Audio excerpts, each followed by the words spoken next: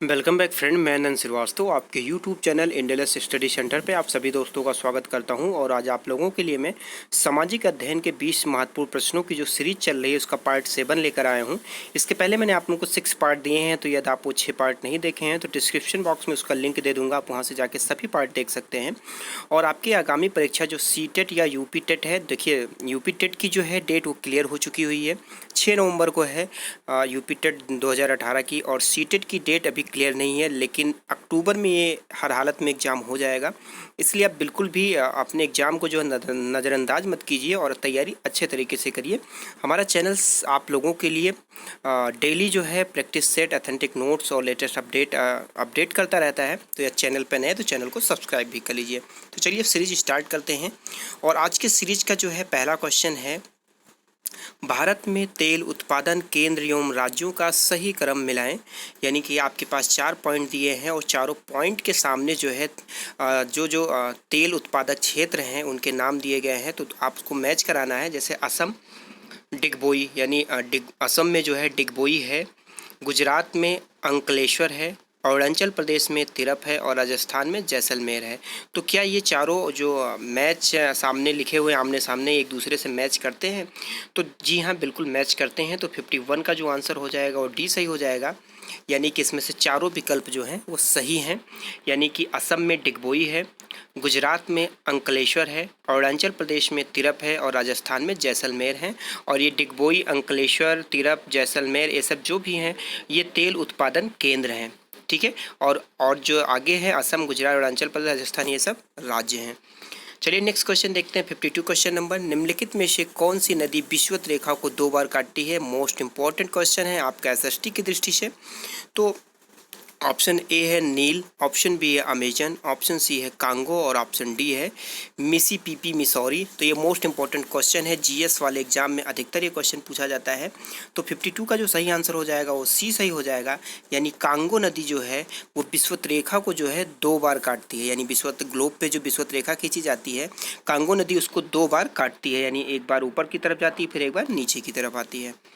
Next question देखते हैं, महत्वपूर्ण क्वेश्चन ये भी है। उच्च दबाव वाली हवाएं जो केंद्र से बाहर की ओर चलती हैं क्या कहलाती हैं? ऑप्शन ए स्थानीय हवाएं, ऑप्शन बी चक्रवात हवाएं, ऑप्शन सी प्रतिचक्रवात हवाएं और ऑप्शन डी सही। तो 53 का जो सही आंसर हो जाएगा वो सी सही हो जाएगा। यानी कि प्रतिचक्रवात हवाएं कहलाती हैं वह हवाएं जो उच्च दबाव वाली हवाएं जो केंद्र से बाहर की ओर चलती हैं। ठीक है ना, दो तरफ की एक तरीके से एक ऐसी हवा होती है जो बाहर से केंद्र की ओर आती है, और जो केंद्र से बाहर की ओर चलती हैं वो प्रतिचक्रवात हवाएं कहलाती हैं। नेक्स्ट क्वेश्चन देखते हैं। 54 क्वेश्चन नंबर, कंपोज सवाना घास के मैदान हैं वह किस देश में पाए जाते हैं? ये भी महत्वपूर्ण क्वेश्चन है। और एक क्वेश्चन जो है घास के मैदान से ज़रूर पूछा जाता है, इसलिए इस टॉपिक को ज़रूर आप लोग क्लियर कर लीजिएगा।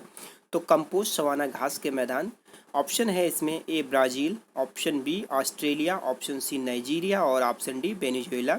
तो 54 का जो सही आंसर हो जाएगा वो ए हो जाएगा। यानी कंपोज सवाना घास का मैदान जो है वो ब्राज़ील में पाया जाता है। देखिए अलग अलग देशों में घास के मैदान को अलग अलग नाम से जाना जाता है, तो ब्राज़ील में घास के मैदान को कंपोज सवाना बोला जाता है। नेक्स्ट क्वेश्चन देखते हैं। 55 क्वेश्चन नंबर, कौन सा कारक नगरों की उत्पत्ति तथा विकास को प्रभावित नहीं करता है? ऑप्शन ए है पदानुक्रम, ऑप्शन बी जलवायु, ऑप्शन सी व्यापार और ऑप्शन डी औद्योगिकरण। तो 55 का जो सही आंसर हो जाएगा वो ए हो जाएगा। यानी कि पदानुक्रम जो है वो नगरों की उत्पत्ति तथा विकास को प्रभावित नहीं करता है। नेक्स्ट क्वेश्चन देखते हैं। विषुवत रेखा से उत्तरी ध्रुवों की ओर जाने पर ग्रीष्म काल में दिन की अवधि क्या होती है? यानी विषुवत रेखा से जब उत्तरी ध्रुव की ओर जाया जाता है तो ग्रीष्म काल में दिन की अवधि क्या होती है? ऑप्शन ए बढ़ती है, ऑप्शन बी घटती है, ऑप्शन सी बराबर रहती है और ऑप्शन डी पहले बढ़ती है और फिर घटती है। तो 56 का जो क्वेश्चन सही हो जाएगा वो आपका ए सही हो जाएगा। यानी कि दिन की अवधि जो रहती है वो बढ़ती है। देखिए सारे क्वेश्चन मोस्ट इंपॉर्टेंट हैं और आपके जो CTET, UP टेट या जो भी आगामी प्रदेश स्तरीय शिक्षक पात्रता परीक्षा होने वाली है, चाहे उत्तराखंड टेट की मैं बात करूं, तो उसकी दृष्टि से बहुत ही महत्वपूर्ण सीरीज आपके लिए चल रही है। आप बिल्कुल भी मिस मत करिए किसी भी सीरीज को या किसी भी पार्ट को। आपको सारे सब्जेक्ट के यहाँ मिलेंगे नोट्स, चाहे आप प्राइमरी टेट दे रहे हो या CTET दे रहे हो या सेकेंडरी टेट या CTET दे रहे हो। बशर्ते ये है कि कोई एक दिन आगे मिलेगा आपको नोट्स, कोई एक दिन पीछे मिलेगा, क्योंकि एक डे में सभी सब्जेक्ट के नोट जो है अपलोड करना पॉसिबल नहीं होता है। इसलिए अल्टरनेट चलता है कि कभी हिंदी, कभी साइकोलॉजी यानी चाइल्ड डेवलपमेंट, कभी एसएसटी, कभी हिंदी, कभी संस्कृत, इसी टाइप के नोट्स जो हैं चला करते हैं। इन्वायरमेंट की सीरीज मेरी अब वाइंड अप हो चुकी है, उसके जगह पे मॉक टेस्ट मैं लेकर आने वाला हूँ बहुत जल्दी आप लोगों के लिए। 57 क्वेश्चन नंबर देखते हैं, गोदावरी नदी कहाँ से निकलती है? ऑप्शन ए है सतपुड़ा शिरडी से, ऑप्शन बी मैकाल पर्वत से, ऑप्शन सी सह्याद्री से और ऑप्शन डी विंध्य पर्वत से। तो 57 का सही आंसर हो जाएगा सी, यानी सह्याद्री से। सह्याद्री से जो है गोदावरी नदी जो है निकलती है। ये भी महत्वपूर्ण क्वेश्चन है, कई बार एग्जाम में पूछा गया है। नेक्स्ट क्वेश्चन देखते हैं, कौन सा मेल सही नहीं है, यानी मैच द फॉलोइंग करना है आपको, कौन सा सही नहीं है। केनरी धारा, ऑप्शन ए अगर मेरी बात देखा जाए तो केनरी धारा अफ्रीका के उत्तरी तट के साथ बहती है, क्वेश्चन ये कह रहा क्या है सही है।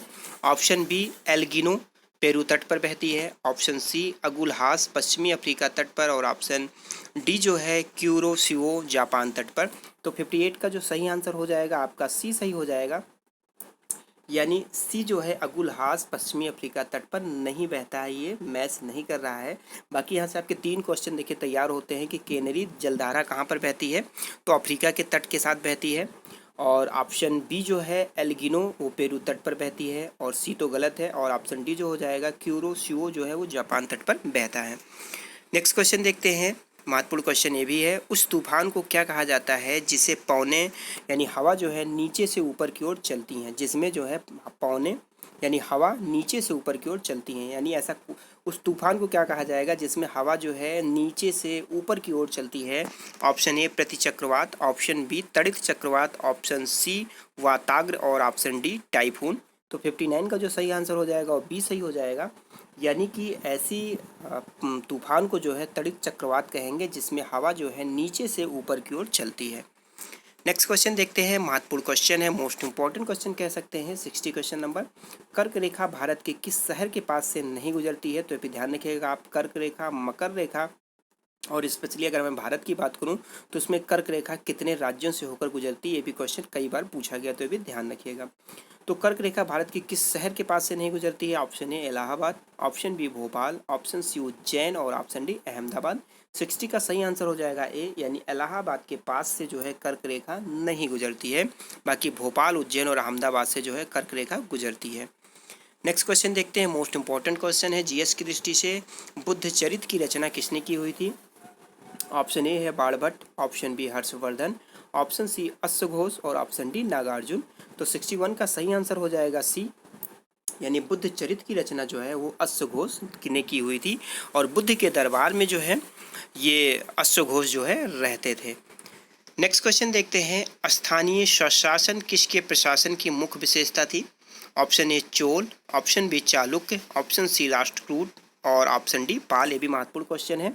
तो 62 का सही आंसर हो जाएगा ए, यानी स्थानीय स्वशासन जो है वो चोल के प्रशासन की मुख्य व्यवस्था थी। नेक्स्ट क्वेश्चन देखते हैं, 63 क्वेश्चन नंबर, निम्नलिखित में से कौन सा कथन सत्य है? ऑप्शन ए चाणक्य का दूसरा नाम विष्णुगुप्त या कौटिल्य था। मोस्ट इंपॉर्टेंट क्वेश्चन है ये, आप ध्यान रखिएगा, सीटेट टेट में कई बार ये क्वेश्चन पूछा गया है।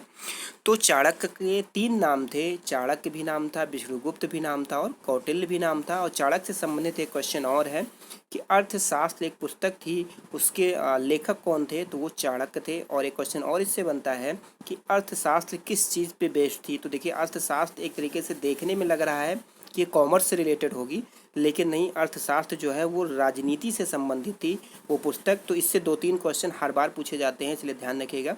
तो ऑप्शन ए तो कभी गलत हो ही नहीं सकता है। अच्छा, क्वेश्चन में पूछा इनमें से कौन सा कथन सत्य है? तो ऑप्शन ए तो बिल्कुल सत्य है, चंद्रगुप्त ने नंद शासक धनानंद को हराकर मौर्य साम्राज्य की स्थापना की, ये भी ऑप्शन सही है।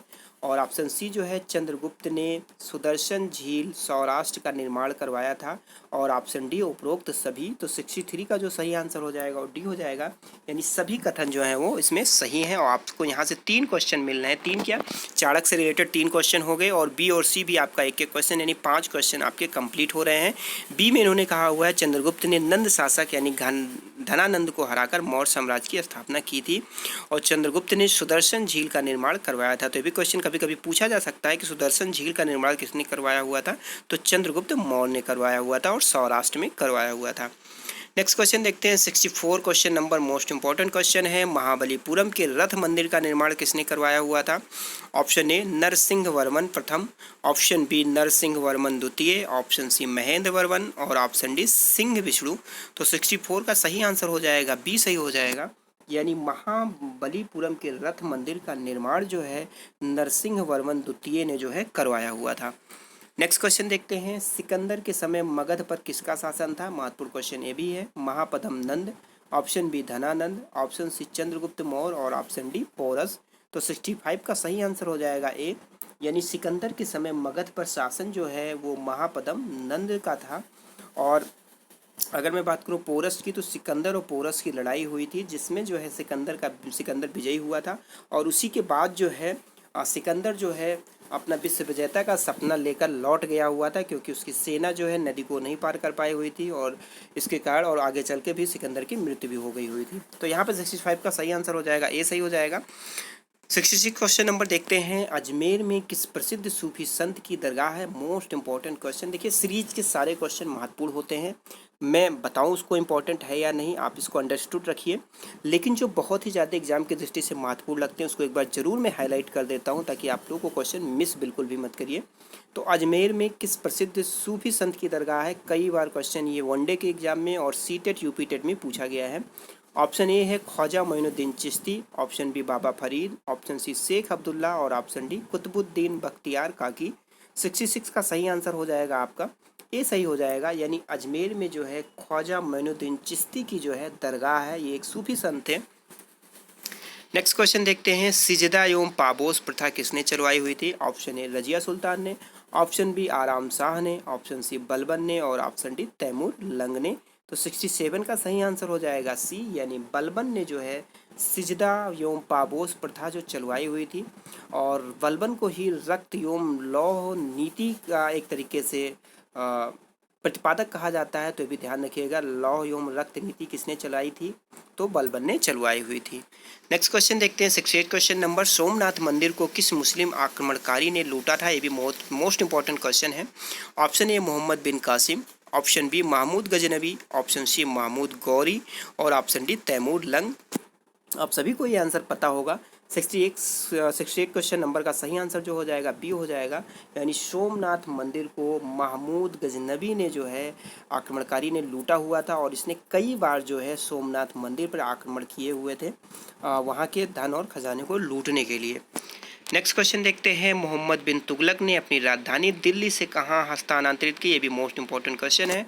Option A Warangal, option B Daulatabad, option C Hampi और ऑप्शन डी लाहौर।